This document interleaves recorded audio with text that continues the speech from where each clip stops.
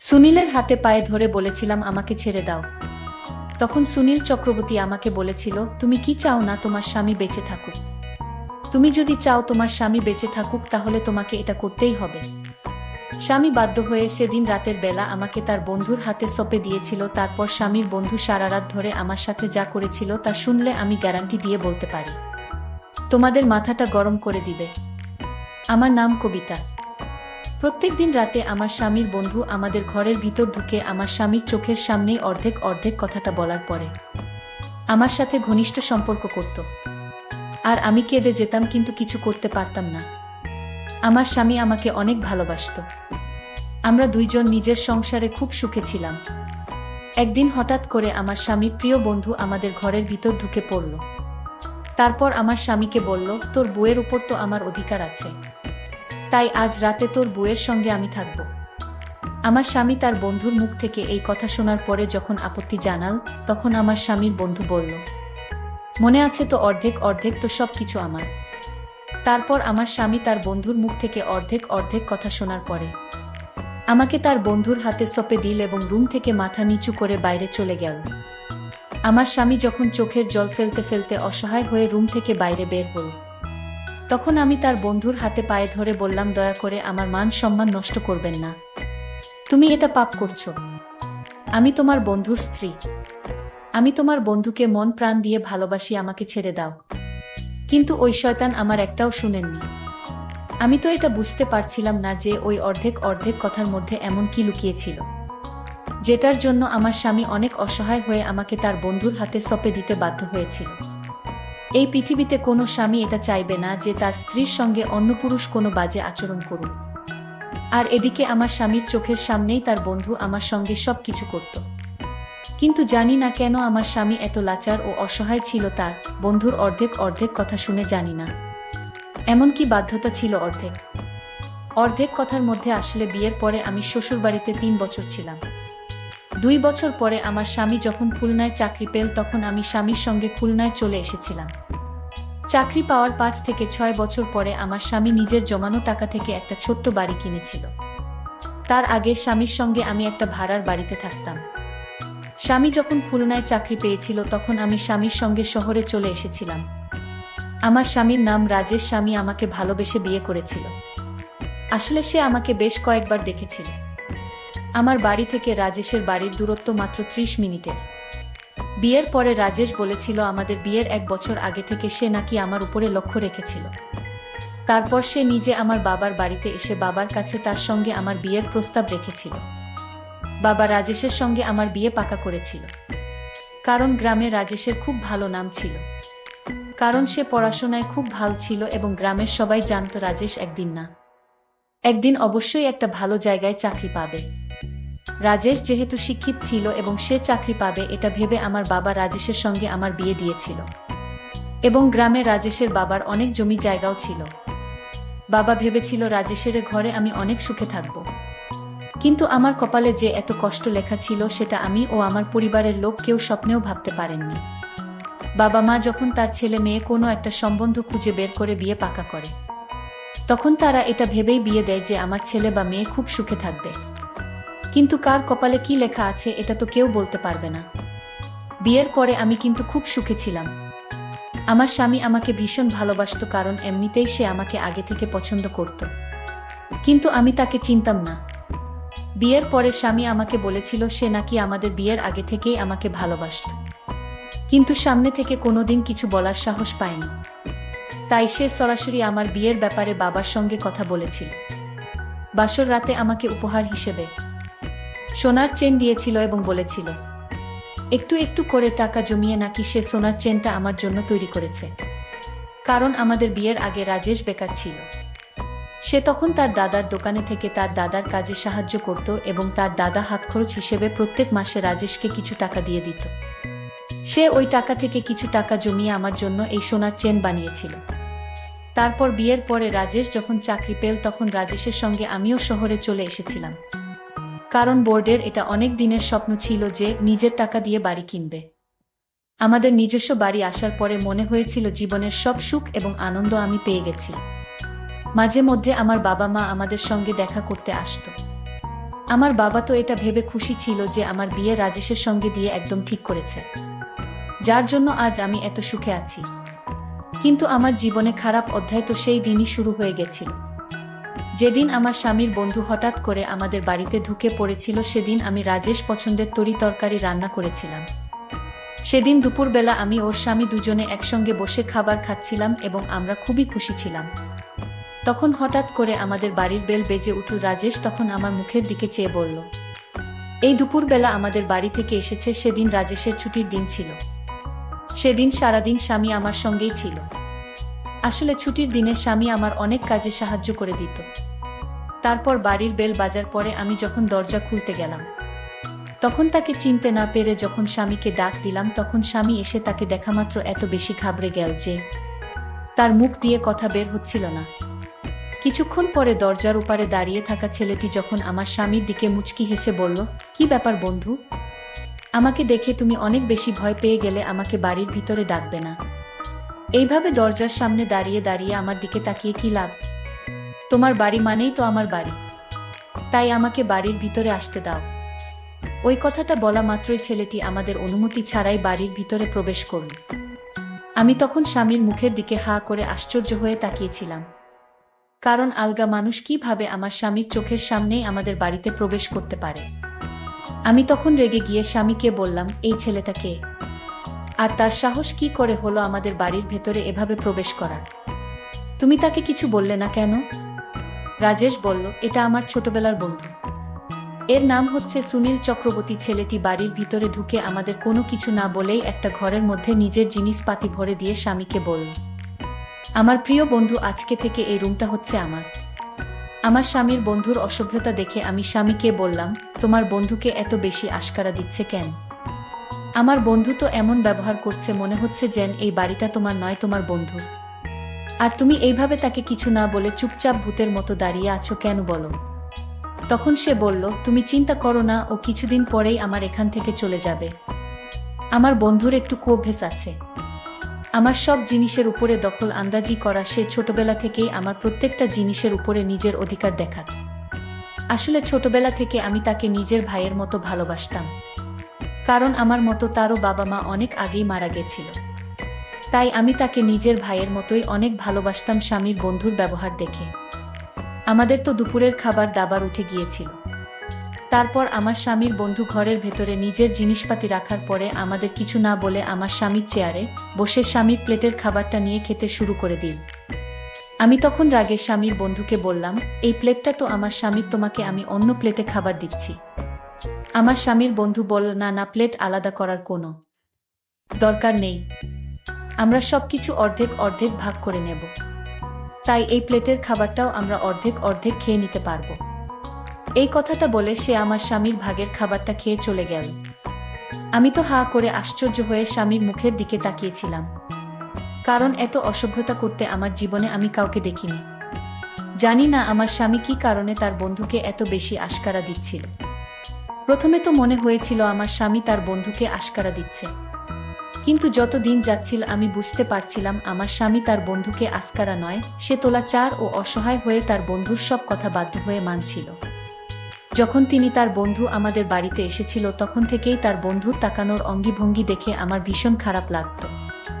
এমনকি সে আমাদের বেডরুমের ভিতর ঢুকে আমার স্বামীর জামা কাপড় নিজের গায়ে দিত, আমাদের অনুমতি ছাড়াই, এবং আমি যখন বাধা দিতাম তখন সে আমার নাম ধরে বলতো, আরে কবিতা, তুমি আমাদের দুজনের গোপন কথার ব্যাপারে কিচ্ছু জানো না, তাই তুমি আমারও রাজেশের মাঝে না আসলেই ভালো। সে যখন আমাকে বৌদি না বলে নাম ধরে ডাকতে শুরু করেছিল, তখন রাগে আমার মাথা পুরো গরম হয়ে গিয়েছিল। ওই সময় আমার বউ আমার পাশে দাঁড়িয়েছিল এবং সে যখন তার বন্ধুকে আমার নাম ধরে ডাকতে দেখল, তখন বর সুনীল চক্রবর্তীকে বলল, তোর সাহস কি করে হল তোর বৌদির নাম ধরে ডাকার? ওকে কবিতা নয় বৌদি বলে ডাকবি, না হলে আমার থেকে খারাপ আর কেউ হবে না। আমার স্বামীর বন্ধু তখন স্বামীর কাছে তার কানের কাছে গিয়ে আস্তে করে বলল, মনে আছে তো অর্ধেক অর্ধেক? সে যখন আস্তে করে আমার স্বামীকে অর্ধেক অর্ধেক কথা বলেছিল, তখন আমি শুনতে পেয়েছিলাম এবং না পেরে স্বামীকে পার্সোনাল ভাবে জিজ্ঞেস করেছিলাম যে তোমার বন্ধু প্রত্যেকটা কথায় অর্ধেক অর্ধেক কেন বলে? এমনকি খাবার দাবার জামাকাপড় প্রত্যেকটা জিনিসের উপরে অর্ধেক অর্ধেক বলে দাবি করত এবং স্বামীর প্রত্যেকটা জিনিস স্বামীর অনুমতি ছাড়াই সে ব্যবহার করত। স্বামী তখন আমাকে সব সত্যি কথা বলেছিল। আসলে ছোটবেলায় সুনীলের সঙ্গে আমার স্বামী খুব ভালো বন্ধুত্ব ছিল এবং তারা দুজনে ওই গ্রামের একজন গুরুজিকে খুবই মানত। এমনকি আমার স্বামী গুরুজির সামনে শপথ দিয়েছিল যে নিজের সুখ দুঃখ ভালো মন্দ সব কিছু নাকি তার বন্ধু সুনীলের সঙ্গে ভাগ করে নেবে। এবং সুনীল চক্রবর্তী ছোটবেলার সেই শপথ আমার স্বামীকে মনে করিয়ে তার কাছ থেকে সবকিছু আদায় করত। কারণ সুনীল চক্রবর্তী গরিব ঘরের ছেলে ছিল। এমনকি সে এখনো কোনো চাকরি বাকরি পায়নি। এখনো সে বেকার হয়ে এদিক সেদিক ঘুরে বেড়ায় বলে ভেবেছিল যখন বড় চাকরি পাবে তখন সে শহরে চলে আসবে এবং শহরে আসার পরে সুনীল চক্রবর্তী তার পেছন ছেড়ে দেবে। কিন্তু ছোট থেকে এখন পর্যন্ত সে আমার স্বামীকে প্রত্যেকটা কথায় গুরুজির কাছে নেওয়া শপথের কথা মনে করিয়ে দিত। তার কাছে টাকা আদায় করে আমার স্বামী তো স্বপ্নেও ভাবতে পারেনি যে ছোটবেলাকার শপথের কথা মনে করিয়ে তার বন্ধু এইভাবে হুমকি দিয়ে তার কাছ থেকে সবকিছু আদায় করবে। আসলে আমার স্বামী যখন তার বন্ধুর কোনো আদেশ মানতে রাজি হতো না তখন সুনীল চক্রবর্তী গুরুজি ছবি বের করে স্বামীর চোখের সামনে রেখে দিত এবং এটা বলে ভয় দেখাত যে সে যদি গুরুজির সামনে দেওয়া শপথ ভঙ্গ করে তাহলে তার সব কিছু নষ্ট হয়ে যাবে, তার কেরিয়ার নষ্ট হয়ে যাবে। গুরুজির কথা মনে করে আমার স্বামী বাধ্য হয়ে তার বন্ধু যা চাইতো তাই দিয়ে দিতে হয়। এ কথা শোনার পর পুরো শরীর থরথর করে কাঁপছিল, কারণ আমি দুপুরবেলায় আমার ঘরে বিছানায় শুয়েছিলাম। তখন মনে হল কে যেন আমার রুমে ঢুকছে এবং আমার পায়ের কাছে বসে আছে। ভেবেছিলাম বর বাড়িতে এসে হয়তো আমাকে ঘুমন্ত অবস্থায় দেখে আমার স্বামী একটু স্নেহ করছে, কিন্তু চোখ খুলতে ভয় আমার প্রাণ বেরিয়ে যাওয়ার মতো অবস্থা হয়েছিল। কারণ আমার স্বামীর বন্ধু আমাদের ঘরের ভিতরে ঢুকে আমার পাশে বসেছিল। আমি তখন ভয়ে বিছানা থেকে উঠে তাকে ধাক্কা দিয়ে দূরে সরিয়ে বললাম, তোমার সাহস কি করে হলো আমার রুমে তুমি এসেছো? যাও, বেরিয়ে যাও আমার ঘর থেকে। সে তখন হাসতে হাসতে আমার মুখের অনেক কাছে এসে ফিসফিস করে বলল, অর্ধেক অর্ধেক। ওই অর্ধেক অর্ধেক কথাটা বলেছে আমার রুম থেকে হাসতে হাসতে বেরিয়ে চলে গেল। সেদিন স্বামীর অফিস থেকে বাড়ি আসার আগে পর্যন্ত আমি আমার ঘরের ভেতরে দরজাটা লক করে দিয়ে বিছানাতে বসে কাঁদছিলাম। কারণ যে দিন থেকে আমার স্বামীর বন্ধু আমাদের বাড়িতে এসেছিল সেদিন থেকে আমাদের জীবনের দুঃখ কষ্ট শুরু হয়ে গেছিল। আমি স্বামীকে অনেকবার বলেছিলাম যে এইসব কুসংস্কার যাতে বিশ্বাস না করে, কিন্তু আমার স্বামীর মনে ভয় ছিল যদি সে গুরুজির সামনে দেওয়া শপথের অপমান করে তাহলে হয়তো তার সবকিছু শেষ হয়ে যাবে। এই বয়সে তার বন্ধুর সব আবদার পূরণ করত। সেদিন যখন আমার বর বাড়ি ফিরে এলো তখন হঠাৎ করে সে বাড়িতে ঢোকামাত্রই এমনভাবে মুখ থুবড়ে পড়ে গেল যে তার মাথা মেঝেতে লেগে ফেটে গিয়েছিল। ওই সময় আমি রুমের মধ্যে ছিলাম। স্বামীর অনেক জোরে চিৎকারের আওয়াজ শুনতে পেয়ে আমি তাড়াতাড়ি রুম থেকে বেরিয়ে গিয়েছিলাম।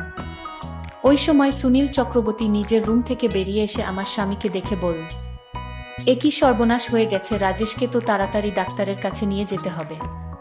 কারণ তার মাথা ফেটে গিয়ে অনেক আঘাত লেগেছিল। তাই বাধ্য হয়ে আমার স্বামীকে সুনীলের সঙ্গে করে ডাক্তারের কাছে নিয়ে যেতে হয়েছিল। ডাক্তার দেখানোর পরে আমি যখন স্বামীকে নিয়ে বাড়ি ফিরে এলাম তখন স্বামী বাড়ি ফিরে এসে অনেক মন খারাপ করে বলল, জানি না এই কিছুদিন থেকে আমার সঙ্গে কেন এরকম হচ্ছে। তখন তার বন্ধু সুনীল চক্রবর্তী আমার স্বামীর কাছে এসে বলল, রাজেশ, আমি জানি তোর সঙ্গে কেন এরকম হচ্ছে, কারণ তুমি গুরুদেবের দেওয়া আদেশের অপমান করেছিস। এই কথা শুনে আমার স্বামী তো ভয় পেয়ে অনেক বেশি ঘাবড়ে গিয়েছিল। আমি তখন রেগে সুনীল চক্রবর্তীকে আমাদের রুম থেকে বাইরে চলে যেতে বলেছিলাম, কারণ আমি বুঝতে পেরেছিলাম সে সবসময় গুরুদেবের কথা বলে আমার স্বামীকে ভয় দেখাত এবং নিজের আবদারগুলো পূরণ করত। স্বামীর সঙ্গে ঘটনাটা হওয়ার কিছুদিন পরে একদিন সন্ধ্যাবেলায় স্বামী যখন চা খেতে চাইল তখন আমি তাকে চা করে দিলাম এবং চায়ের কাপটা টেবিলে রাখার পরে আমি যখন স্বামীকে ঘরের ভিতর থেকে ডেকে নিয়ে এলাম এবং সে যখন চাটা খেল তখন অর্ধেক চা খাওয়া মাত্র সে নিজের গলা ও পেট ধরে সোফায় বসে গড়াগড়ি দিচ্ছিল বলে রকম ছাটফাটানি দেখে আমি অনেক বেশি ভয় পেয়ে জিজ্ঞেস করলাম, তুমি এরকম কেন করছো? হঠাৎ করে তোমার কি হলো? স্বামীর এরকম অবস্থা দেখে আমি তো ভীষণ ভয় পেয়ে গিয়েছিলাম, কারণ এর আগে এরকম কখনো হয়নি। স্বামী যখন অনেক বেশি ছটফট করছিল তখন আমি বাধ্য হয়ে সুনীল চক্রবর্তীকে ডাক দিয়েছে। তখন নিজের রুম থেকে বেরিয়ে এসে জিজ্ঞেস করল কি হয়েছে। তখন আমি বললাম, তোমার বন্ধুর হঠাৎ করে শরীর খারাপ হয়ে গেছে, জানি না কি হয়েছে তাকে। এক্ষুনি ডাক্তারের কাছে নিয়ে যেতে হবে। তুমি আমার সাহায্য করো। সেদিন আবার তাড়াতাড়ি করে স্বামীকে ডাক্তারের কাছে নিয়ে যেতে হয়েছিল। ডাক্তার দেখানোর পরে জানতে পারলাম কিছু বিষাক্ত জিনিসের জন্য তার গলা ও পেট অনেক জ্বালা করছিল। স্বামীর বারবার এরকম অবস্থা দেখে আমিও নিজের কথা বিশ্বাস করতে লেগেছিলাম। প্রথমে আমি ভাবতাম স্বামীর সঙ্গে যা হচ্ছে সেগুলো সব হয়তো ষড়যন্ত্র, কিন্তু বারবার একটা মানুষের সঙ্গে কাকতালীয় কিভাবে হতে পারে। ঠিক ওই সময় সুনীল চক্রবর্তী আমাকে বলল, এগুলো সব গুরুজির আদেশের অপমান করার ফল তোমরা ভোগ করছো।